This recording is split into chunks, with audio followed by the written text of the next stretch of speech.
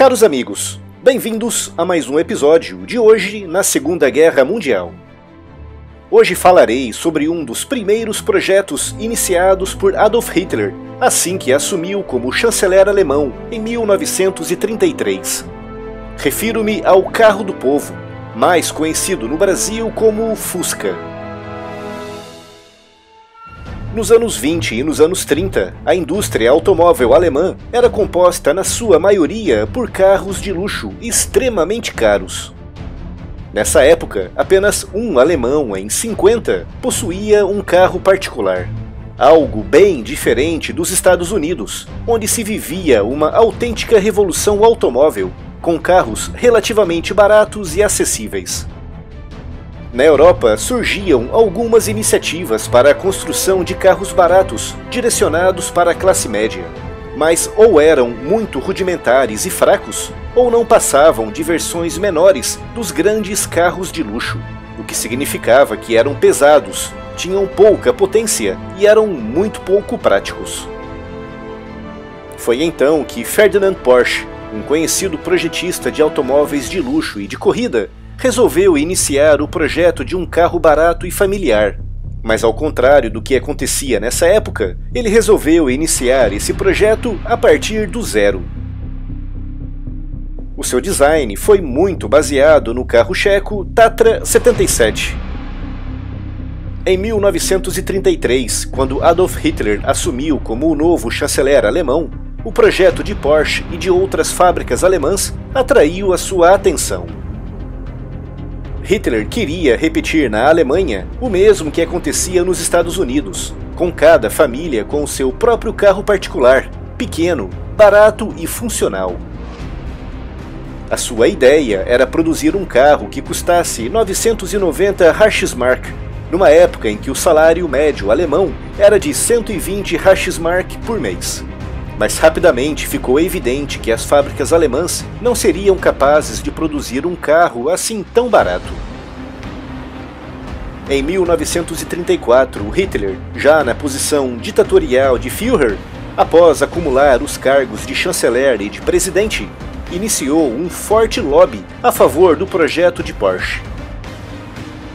Numa reunião em 1935, Hitler, baseando-se no desenho pré-concebido de Porsche, fez um pequeno rascunho do que imaginava que seria o novo veículo, e acredita-se que esse rascunho tenha tido alguma influência no desenho final do novo carro. Dizem que esse desenho de Hitler foi baseado num veículo projetado e construído por Joseph Ganz, um engenheiro e inventor judeu que se encontrou com Hitler numa feira automóvel no início dos anos 30. Em 1935, Ganz, por ser judeu, já tinha perdido todas as patentes das suas invenções e pouco tempo depois fugiria da Europa. Mas dizem que foi o seu projeto que inspirou Hitler no desenho das linhas gerais do Fusca. Pouco tempo depois ficava pronto o protótipo, já com o aspecto característico que conhecemos hoje. A equipe de projetistas foi liderada por Irving Komenda, da Auto Union, que mais tarde se transformaria na Audi. Foi o primeiro carro cujo projeto foi feito num túnel de vento, algo até então restrito a projetos de aviões. Os protótipos construídos nessa época acumularam quase 2 milhões de quilômetros em pistas de teste, resultando em muitas alterações no projeto original. Mas o básico permaneceu, com destaque para o seu pequeno motor traseiro refrigerado a ar, o que era uma grande vantagem, tendo em vista o inverno rigoroso em algumas regiões da Alemanha.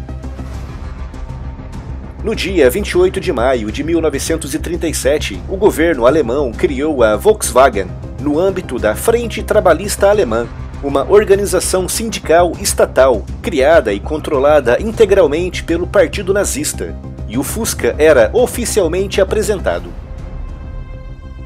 A construção da fábrica começou no dia 26 de maio de 1938, na atual Wolfsburg, uma cidade construída especificamente para albergar os seus trabalhadores, com os primeiros veículos sendo entregues no final desse mesmo ano. Quando a guerra começou, em setembro de 1939, A fábrica só tinha produzido poucas unidades do novo veículo, com a sua linha de produção mudando rapidamente para atender o esforço de guerra alemão. O Kübelwagen Tipo 82, um veículo militar utilitário que já foi destacado em vídeo aqui no canal, foi construído nessa linha de montagem. Durante a guerra, mais de 15 mil trabalhadores escravos, oriundos de campos de concentração na Europa, foram utilizados pela Volkswagen para a produção de veículos militares. A produção do Fusca esteve praticamente interrompida durante a guerra, reiniciando-se de forma tímida em 1946, estabelecendo-se como um ícone do renascimento da Alemanha Ocidental.